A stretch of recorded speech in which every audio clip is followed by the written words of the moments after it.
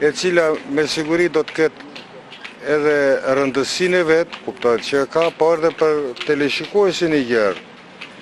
Në të vite, në të ngjarje na çon pikërisht kjo plak. Të gjithë i kemi parasysh ngjarjet e mëdha të vitit 1912, kur në 28 nëntor të atij viti u shpallë pavarësia e Shqipërisë. Pikërisht për të dalë tek sheshi i sotëm i Flamorit, të cilin e prezantuam në një këndvështrim duke e marrë nga pamja me pamje përballë, kamera jon në lindjet e tij, aty ku pikërisht në këtë shesh u bë mitingu i madh i shpalljes pavarësisë së Shqipërisë, pikërisht kjo rrugë ishte në funksion të tij, sepse këtu, siç e thotë dhe pllaka përkujtimore, kaluan triumfalisht forcat e armatosura kryengritëse për të marrë pjesë në manifestimin e fitores. Por unë do t'ju kujtoj edhe një foto të madhe historike të fotografit koçar Petro Dimitri, po e theksoj dhe njëherë, sepse ne prezantojmë veprat e ndryshme të autorëve në gjini të ndryshme, por nuk prezantojmë autorët.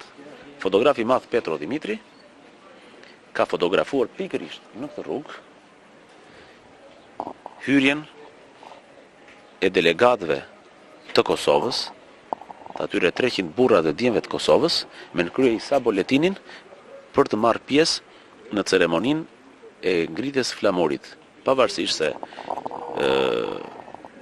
peripecitë e udhëtimit që e pengon Isa Boletini të vinte një ditë me vonesë, dhe që Ismail Qemali ta priste personalisht si përfaqësues i Kosovës, i trevës që dha një kontribut të jashtëzakonshëm në ngritjen e flamurit dhe në kryengritjet e mëdha për pavarësi të viteve 1908, 9, 10, 11 dhe 12. Atëherë Ilir, brenda 8 vjetësh, pikërisht kjo rrugicë përfaqëson 2 ngjarje.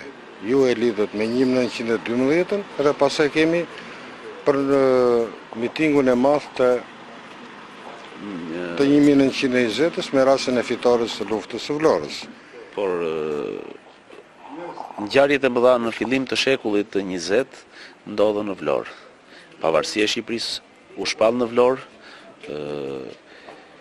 Qeveria e Ismail Qemalit mori një sipërmarrje tepër të jashtëzakonshme për njohjen ndërkombëtare të shtetit shqiptar, e cila arriti një vit më vonë. Vlora u kthye në qendër të pushtetit italianëve në Shqipëri në vitet e luftës së parë botërore, por në vitin 1920 do të ishte veprimtaria jashtëzakonshme e qeverisë Suleman Delvinës, që do t'i largonte italianët nga Vlora, dhe do të ishte përpjekja madhore e popullit tonë për të njohur integritetin territorial që ishte përcaktuar nga fuqitë e mëdha në 1913. Pra, 1912 e gjithë Shqipëria u mblodh në Vlorë, 1920 e gjithë Shqipëria u mblodh në Vlorë. Pra, aty ku nisi, aty ku përfundoi dhe mbrojtja e integritetit të popullit shqiptar. Ku kjo rrugicë ka dhe një karakter të veçantë. Por emrin Justin Gotard, ajo do ta marri shumë e shumë vite më vonë, dhe për këtë personazh të shquar francez, i cili ka dhënë një kontribut të jashtëzakonshëm në historinë e Shqipërisë,